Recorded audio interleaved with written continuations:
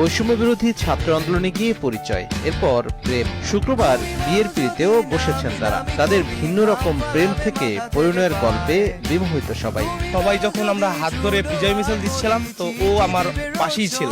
তো আমিও ওকে হাতটা ওইখান ধরি এবং ওকে আমি সেভ করি ওইখান থেকে আমাদের মধ্যে একটু মানে হ্যাঁ প্রেম নিবেদন শুরু হয়। 5 আগস্টের পরে আমি ডিরেক্টলি ওকে বললাম যে আমি তোমাকে বিয়ে করতে চাই, তোমাকে আমার ভালো লাগছে। ও আমার মনে হয়েছে ও আমাকে পছন্দ করে। তারপর দুইজন ফ্যামিলিকে জানাইলাম, তো ফ্যামিলি বললো যে আচ্ছা তোমরা একটু অপেক্ষা করো, আমরা কিছু মান্থ পর তোমাদের জন্য মানে বিয়ের ব্যবস্থা করবো। 5 আগস্ট মানে হঠাৎ করে মানে সবার মানে মিছিল, হঠাৎ করে সে এসে বলতেছে আপু আপু তুমি হাতটা আমি ধরি, তুমি নয়তো পড়ে যাবে, তুমি আসো।